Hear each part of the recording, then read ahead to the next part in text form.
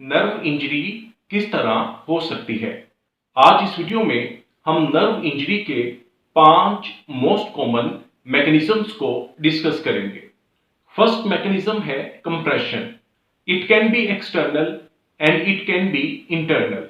External compression to the nerve can be due to application of tourniquet. Tourniquet एक ऐसी device है जो आप वेन या आर्टरी में ब्लड फ्लो को रिस्ट्रिक्ट करने के लिए यूज करते हैं। It can be a tight band और a cord. Internal compression to the nerve can be due to bone, it can be due to tumour और any other soft tissue impairment. Nerve पे compression आने के बाद क्या changes develop होते हैं। Initially micro circulation affect होती है। माइक्रो सर्कुलेशन इफेक्ट होने की वजह से वेनस कंजेशन होता है और एक्सोप्लाज्मिक ट्रांसपोर्ट रिड्यूस होता है। एक्सोप्लाज्मिक ट्रांसपोर्ट को एक्सोनल ट्रांसपोर्ट भी कहा जाता है। इसे एक्सोप्लाज्मिक फ्लो भी कहा जाता है। एक्सोप्लाज्मिक ट्रांसपोर्ट क्या होता है?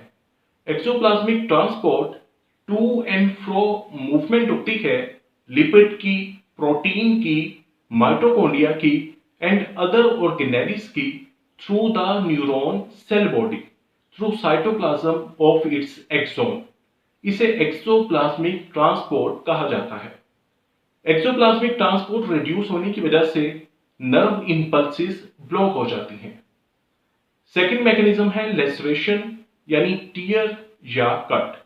It can be due to knife, it can be due to gun shot injury, it can be due to injection palsy.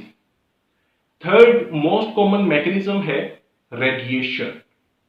Number 4 है electrical malfunction and number 5 है stretching of nerve.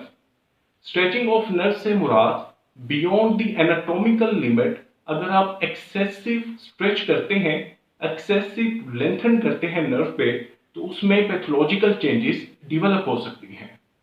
ये थे वो 5 most common mechanisms जिनके through nerve पे injury appear हो सकती है।